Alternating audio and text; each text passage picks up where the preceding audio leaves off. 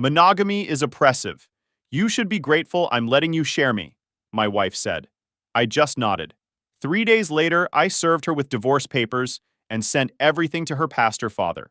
She showed up at my door, 6 months later, sobbing and carrying my favorite dish. Hey everyone! Before we jump into today's video, I need your help.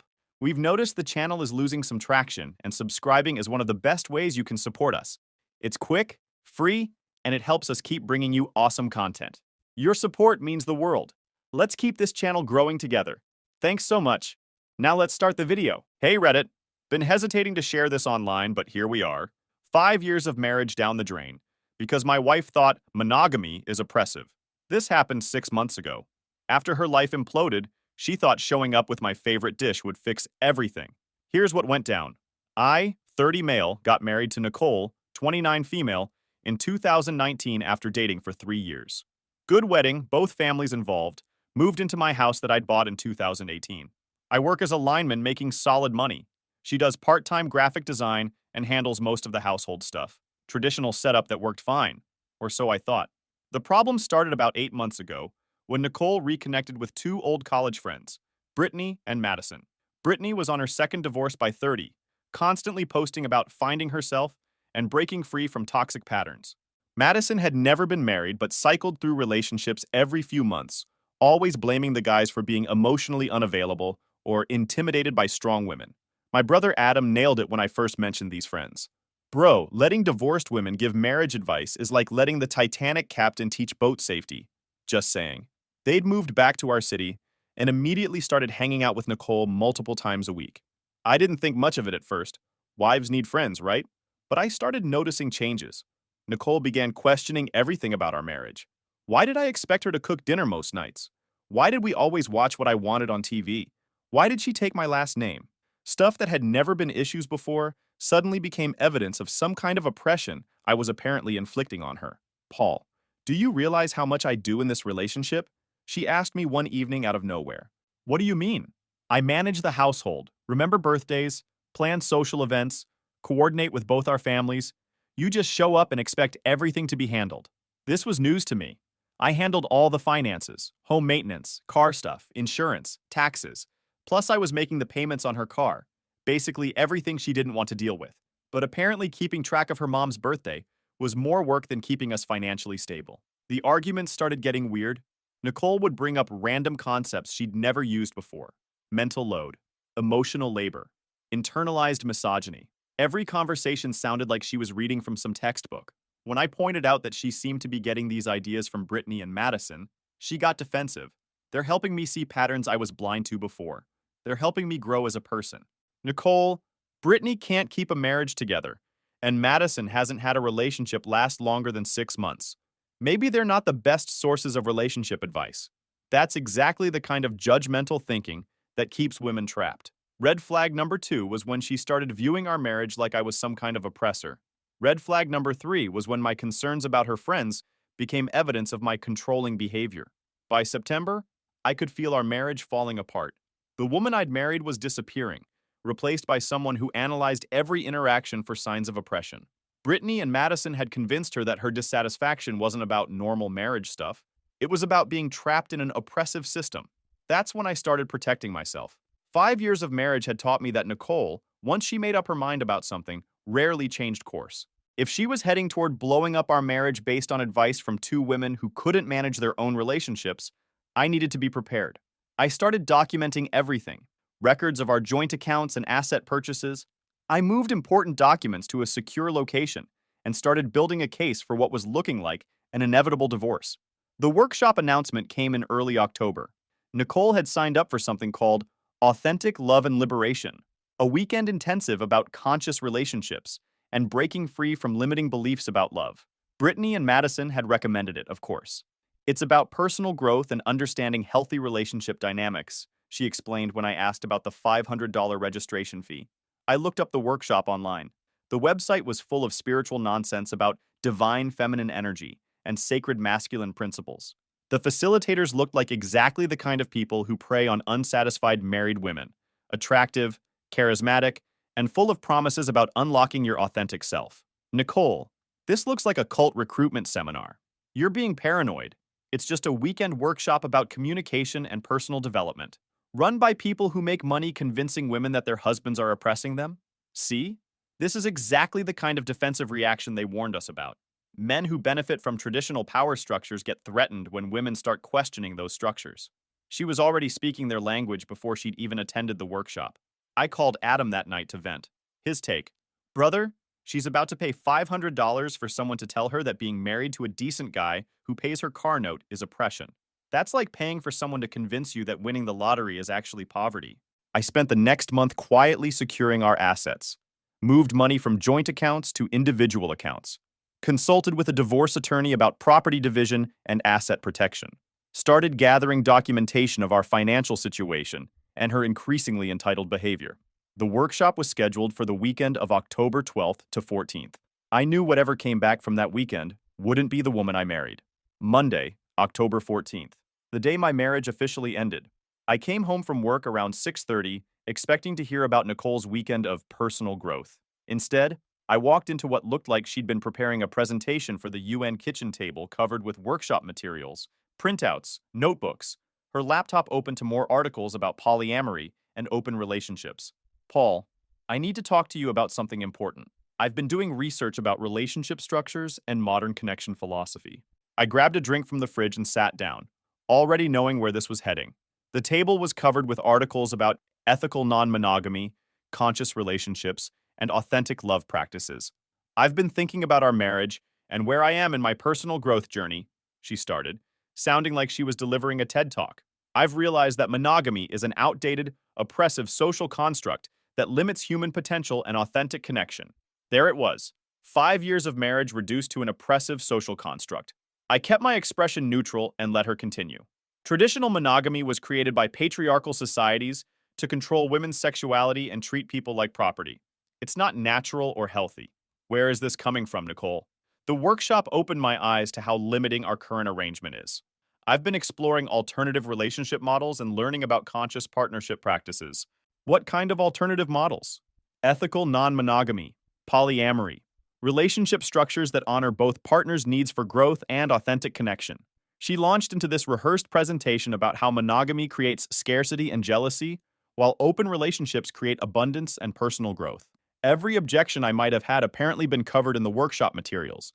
They'd given her responses to every possible argument. So what are you saying exactly? I'm saying I want us to evolve past traditional monogamy.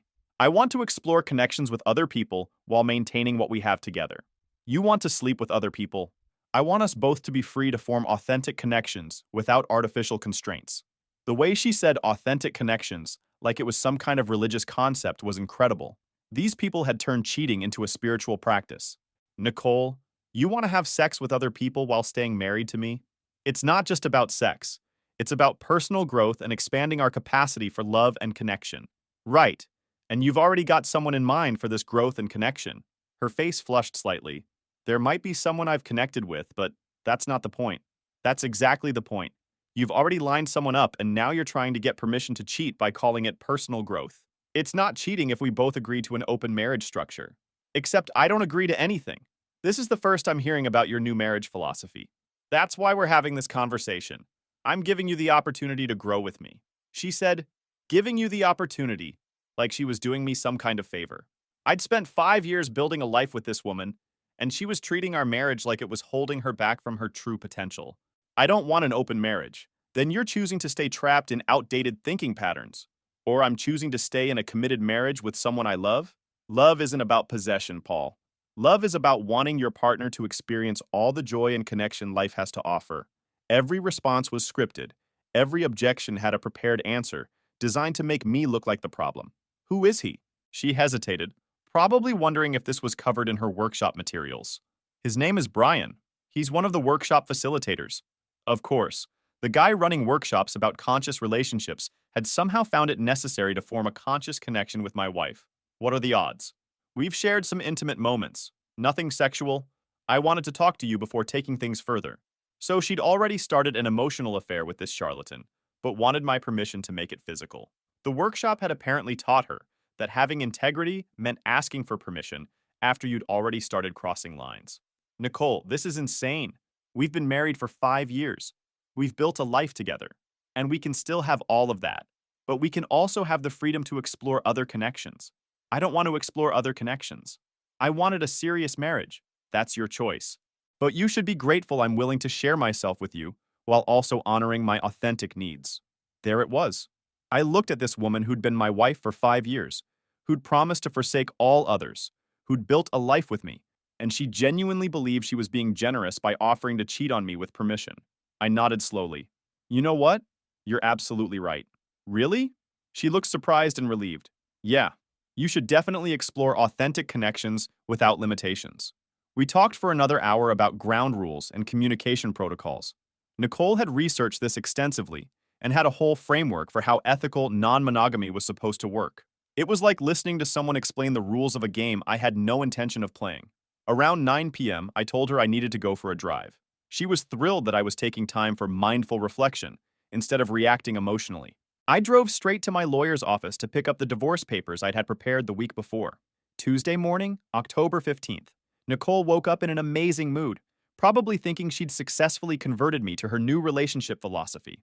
She made coffee and started talking about how excited she was for us to begin this new chapter of conscious partnership. I think this is going to be so good for both of us, she said, practically glowing.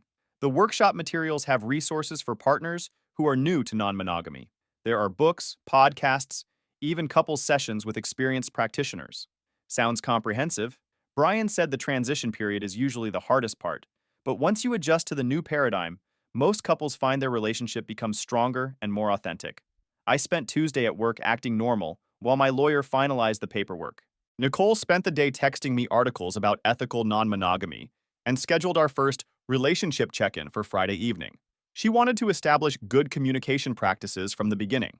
Tuesday evening, she showed me her dating profile draft. She'd already set up accounts on apps specifically for people in open relationships. The profile photos were ones I'd taken of her on our anniversary vacation 6 months earlier. She was using pictures from our romantic getaway to find guys to cheat on me with. The audacity was incredible. I texted Adam a screenshot of her profile. Check this out. His response came back immediately. She's using your photography skills to advertise for other dudes? That's like asking Gordon Ramsay to cook the meal for the guy who's stealing your girl. Savage. Wednesday morning, I took a personal day. Met with my lawyer to review the divorce papers one final time.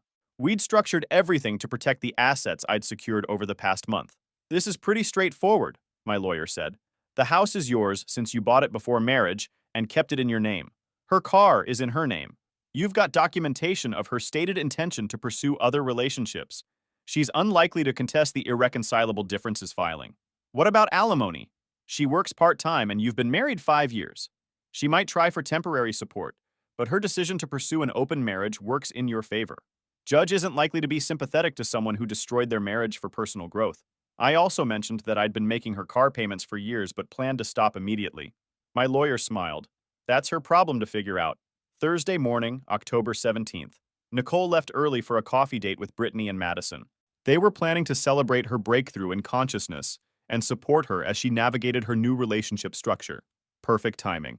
I spent the morning moving the rest of my important belongings to secure locations. Documents, electronics, anything with sentimental value. I also called her car loan company and removed my automatic payment authorization. If she wanted to explore authentic connections, she could authentically figure out how to pay for her own transportation. Thursday evening, she came home excited about her day with the girls. They'd helped her brainstorm conversation topics for her upcoming dates and given her advice about navigating jealousy and insecurity. Brittany said the first few weeks are always the hardest, Nicole explained, but once you get used to the idea of your partner exploring other connections, it becomes natural. Makes sense. Friday morning, October 18th, Nicole had her first official date scheduled for Saturday afternoon. Coffee with some meditation guy she'd met online. She was nervous and excited, like a teenager getting ready for prom. The woman coming home that evening would be my soon-to-be ex-wife, even if she didn't know it yet. I spent Friday at work wrapping up projects and preparing for the personal time I'd need to deal with divorce proceedings. My supervisor was understanding when I explained I was going through a separation and might need flexible scheduling for the next few weeks. Friday evening, Nicole came home ready for our scheduled relationship check-in. She'd prepared discussion topics about boundaries, communication protocols, and how to handle jealousy in conscious relationships. I thought we could start by talking about how you're feeling about everything, she said, settling onto the couch with her notebook. It's important that we address any concerns or insecurities before I start actively dating. Actually, I have something for you. I handed her the divorce papers. The look on her face was priceless. Complete shock, like she'd been expecting a love letter and received a tax audit instead. What? Divorce papers. I'm giving you complete freedom to explore authentic connections without any limitations. The silence in our living room was deafening. Nicole stared at the divorce papers like they were written in a foreign language. Paul, what the hell is this? It's exactly what you asked for. Complete freedom from the oppressive constraints of monogamous marriage. This isn't what I wanted. Her voice was rising. Really? Because on Monday you explained that marriage is an outdated social construct that limits your potential. I'm just helping you escape that limitation. But I don't want to get divorced. I want us to explore an open marriage structure. And I want a wife who doesn't need to explore other men to feel fulfilled. Looks like we're incompatible. The workshop materials scattered across the coffee table suddenly looked a lot less appealing. All that research about conscious relationships hadn't included a section on what happens when your husband decides he'd rather be divorced than share you with other men. Paul, please. Can we talk about this? The confidence from Monday was completely gone, replaced by panic. We did talk about it. You made it very clear that monogamy is oppressive and that I should be grateful you're willing to share yourself with me.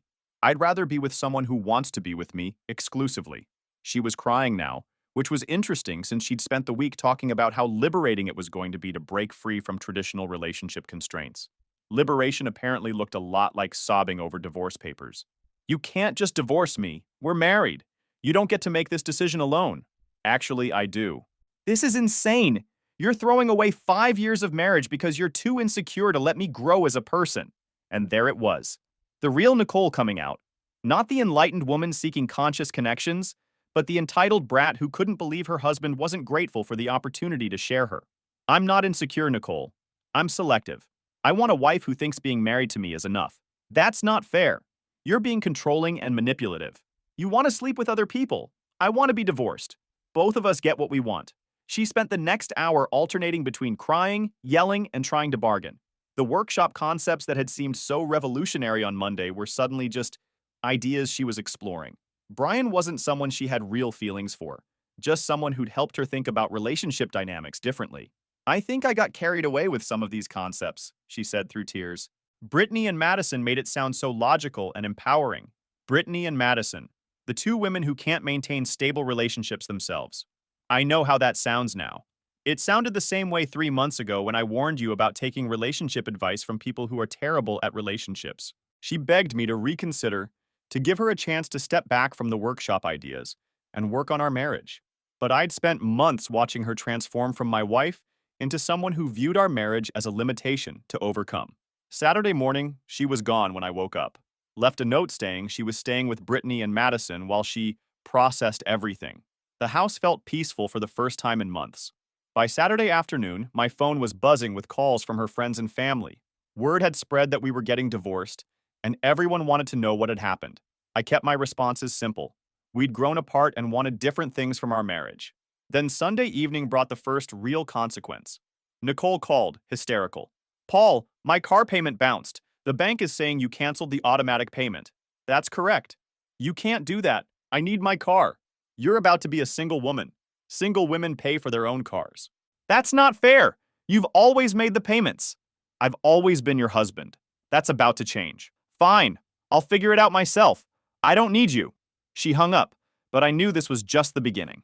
Nicole had never had to support herself completely, and reality was about to hit hard.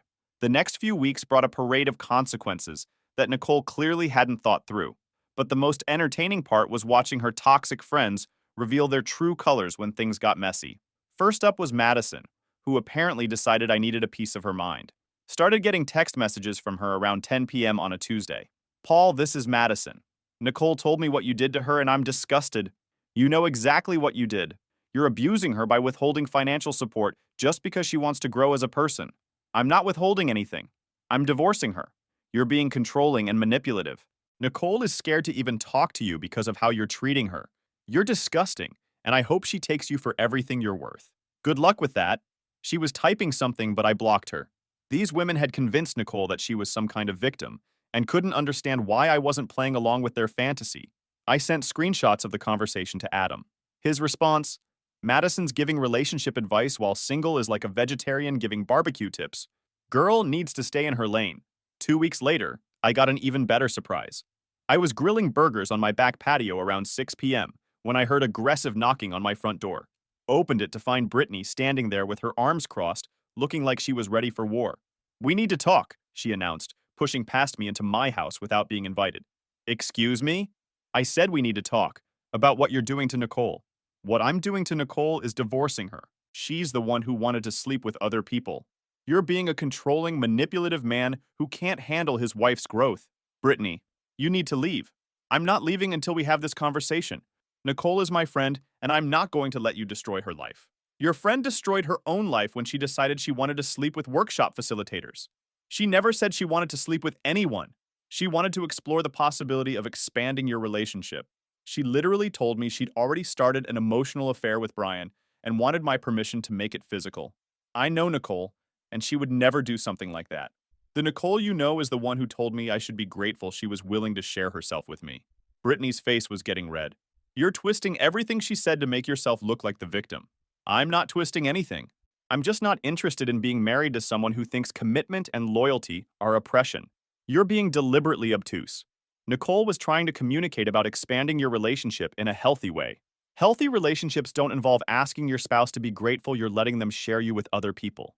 "That's not what she said." "Those were her exact words, Brittany. You should be grateful I'm willing to share myself with you, while also honoring my authentic needs." For the first time, Brittany looked uncertain. She didn't mean it that way. She meant it exactly that way. And if you think that's how healthy relationships work, it explains why you're on your second divorce. Don't you dare bring my personal life into this.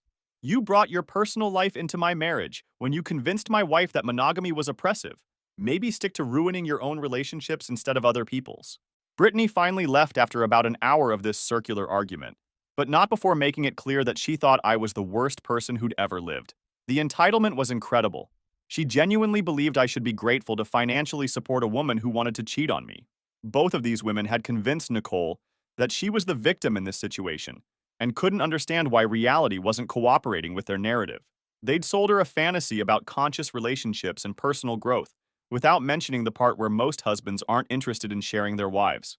I called Adam after Brittany left. "You missed the show. Brittany just tried to storm my house like it was Normandy. The twice-divorced woman came to lecture you about marriage? That's like asking the Hindenburg pilot for aviation safety tips." 3 weeks after serving the divorce papers, I realized I needed to have a conversation with Nicole's father. Pastor Williams had always been supportive of our marriage, and he deserved to know the truth about why his daughter was getting divorced. I called him on a Thursday evening. "Paul, I heard about the divorce papers." "What happened?" "Nicole said you were having communication problems and that you've been unwilling to work on the relationship."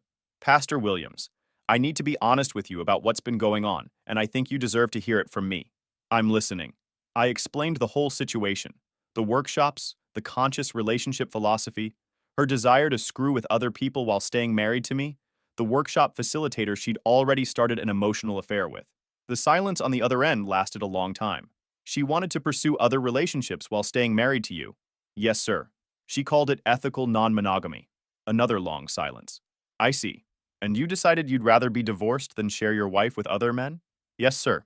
"Son, you're handling this with more grace than I would have." We talked for another hour about the situation.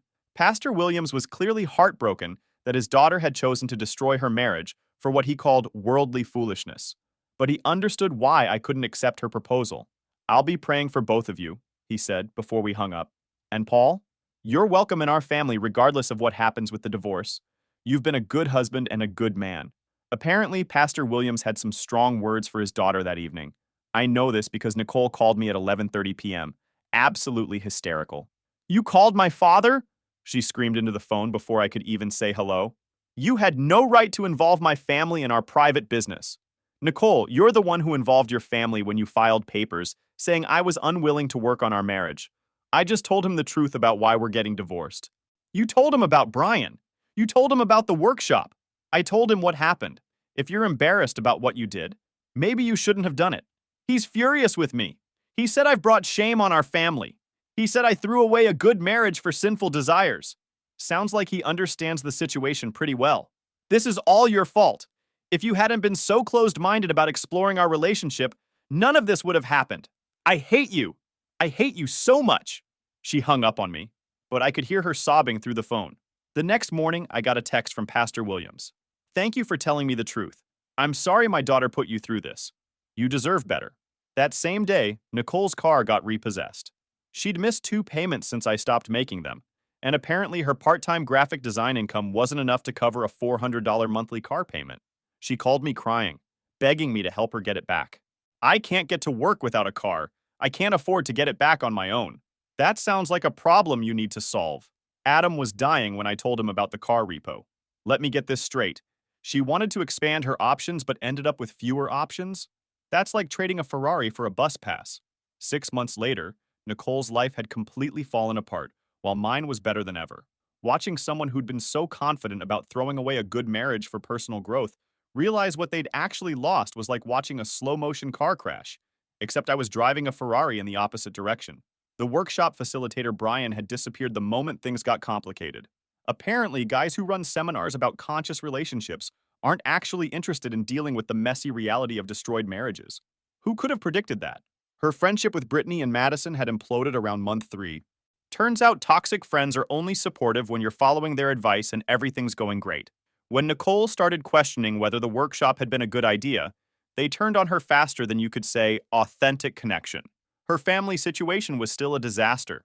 Pastor Williams had basically disowned her, and her mother could barely look at her. Her sister had stopped talking to her entirely after Nicole tried to explain why ethical non-monogamy was actually a valid lifestyle choice. The financial reality had hit her hard. Without my income supporting her part-time lifestyle, she'd had to move back in with her parents and take a full-time job at a marketing firm. The woman who'd been so eager to break free from traditional relationship structures was now living in her childhood bedroom, trying to explain to her conservative religious parents why she'd traded a stable marriage for personal growth workshops. Meanwhile, I was living my best life. First thing I did after the divorce was finalized was join a gym. Started hitting it hard. Legs, chest, back, the whole routine. Adam spotted me at the gym one day. Bro, you're looking like you actually know what you're doing in here now. Divorce gains are real. Work was going great too. Without the constant stress of Nicole's conscious relationship experiments, I could focus on advancing my career. Picked up some certifications, started leading more projects, even got a promotion with a nice raise. My supervisor mentioned that my attitude had improved over the past 6 months. Best decision I made was adopting a dog, German Shepherd mix named Rex from the local shelter. Having a loyal companion who's genuinely excited to see me every day was exactly what I needed. Rex doesn't care about authentic connections or personal growth. He just wants consistent walks, good food, and someone who won't abandon him for a workshop facilitator. Look at you, Adam said when he met Rex. You went from sharing your wife to having a dog that's actually faithful. That's what we call an upgrade. But the real game changer was meeting Samantha. She was a nurse at the hospital where I was doing some electrical work, and we hit it off immediately. Absolutely stunning, like seriously gorgeous. But more importantly, she was looking for something real. Traditional relationship, commitment, respect, the whole package. Samantha had heard about my divorce and understood exactly why I'd ended things. She thought Nicole was insane for throwing away a good marriage for some fantasy about exploring connections. While Nicole was struggling to make ends meet in her childhood bedroom, I was taking Samantha on weekend trips, introducing her to my family, and building something real with someone who actually wanted to be with me. The contrast was incredible. Nicole was posting cryptic social media messages about learning hard lessons and growth through struggle. I was posting pictures of Rex at the dog park and vacation photos with Samantha. Adam's take, she traded a first-round draft pick for magic beans. Meanwhile, you're over here winning championships. I heard through mutual friends that Nicole had tried dating a few guys from the apps, but apparently her reputation had preceded her. Word gets around in a small city, and the woman who destroyed her marriage for a workshop isn't exactly the most attractive dating profile.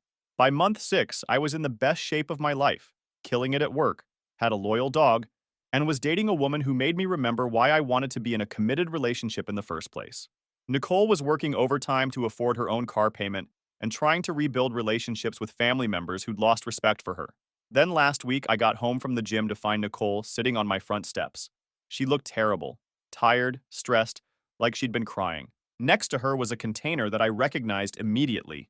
"Hey, Paul, I brought your favorite," she said, holding up the container. I made your mom's lasagna recipe, the one you always said I made better than anyone. I hadn't seen her in months. She looked like she'd aged years in the past 6 months, and the confidence that had carried her through our divorce conversation was completely gone. Nicole, what are you doing here? I need to talk to you. Please, just give me 5 minutes. We don't have anything to talk about. Yes, we do. She stood up, holding the lasagna like it was some kind of peace offering. I was wrong. About everything. I threw away the best thing in my life because I was stupid and selfish and listened to people who didn't have my best interests at heart. Nicole, please just let me say this. I've been watching you move on, seeing how happy you are, and I realize what I lost. I had a man who loved me, who provided for me, who built a life with me, and I threw it all away for a fantasy. She was crying now, holding my favorite dish like it was going to fix 5 years of marriage and 6 months of divorce. I'll do anything to fix this. I'll sign whatever prenup you want, go to whatever counseling you think we need, prove to you that I've learned from my mistakes. I know I don't deserve another chance, but I'm begging you to give me one anyway. Nicole, I'm seeing someone else. The look of shock on her face was complete, like she'd never considered that I might have moved on. You're dating someone? I'm in a relationship with someone who wants to be with me. Someone who thinks being committed to one person is a good thing, not a limitation to overcome. Did you seriously replace me that fast? How could you? We had 5 years together. That has to count for something. It did count for something, until you decided it wasn't enough and wanted to explore other options. I was confused. I was manipulated by people who prey on women going through difficult periods. You were a grown woman who made a choice. You chose to prioritize a workshop facilitator over your marriage to me. That's not confusion. That's character. She stood there holding the lasagna, crying, looking like she was about to collapse. I turned to go inside, but she grabbed my arm. Paul, I'm begging you. I'll do anything. I love you. I've always loved you. I just got lost for a while. You found exactly what you were looking for. The problem is, what you were looking for wasn't me. I gently pulled away from her grip. You should go. Take the lasagna with you. I went inside and closed the door. Through the window, I watched her sit back down on the steps and cry for about 10 minutes before finally leaving, taking the lasagna with her. Adam called an hour later. Heard Nicole made a special delivery. How'd that go? She showed up with lasagna and a speech about how she'd learned from her mistakes. Let me guess. She's learned that actions have consequences? Pretty much. She wanted me to throw away my relationship with Samantha for another chance, with someone who already threw me away once. That's like asking someone to trade a new car for their old car that they already crashed. Some people never learn. Nicole wanted to explore others. She got exactly what she asked for, and learned something about what happens when the person providing your emotional and financial security decides to explore their own path. Meanwhile, I'm building something real with someone who chose me first, not as a backup plan after her experiments failed. Sometimes the best revenge really is just living well.